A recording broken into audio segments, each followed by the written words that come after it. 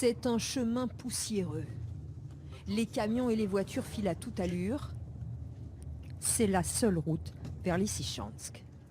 Dans ce fourgon rouge, des volontaires en gilet pare-balles.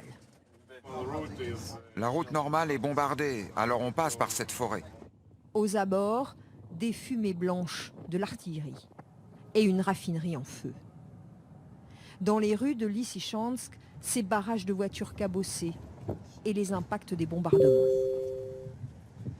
Les volontaires se garent et déjà une dizaine d'habitants se précipitent pour évacuer. Poussez vos sacs au fond. Nos voisins sont morts, tués par une bombe. Alors on part, on a peur.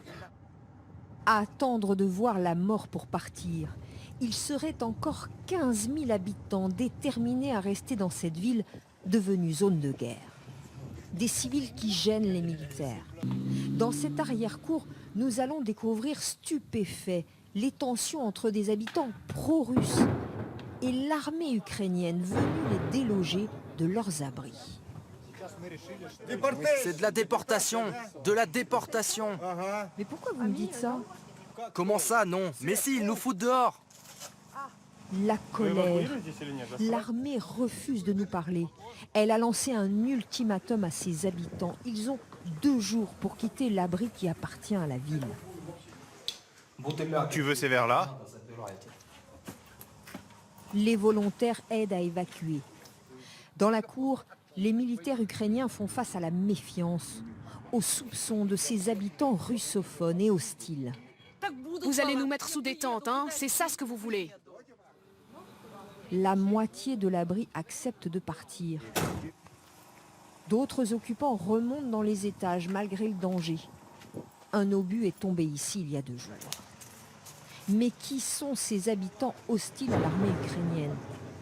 À Lysychansk, c'est la majorité de ceux qui sont restés. Des tirs, la foule ne bouge pas. Elle attend l'eau potable. Et nous ne sommes pas les bienvenus. Ici, on ne croit pas que l'armée russe tire sur la ville. C'est l'armée ukrainienne qui nous tire dessus. C'est elle qui tue nos enfants. Tous ceux à qui nous parlons n'ont pas peur de dire haut et fort qu'ils attendent l'armée de Poutine. On veut être unis avec les Russes. Ce sont nos amis, pas les Allemands ou l'Europe. Vous voulez que les Russes arrivent jusqu'ici? Oui, oui, on les attend. Je veux voir la victoire des Russes qui vont prendre le pouvoir ici.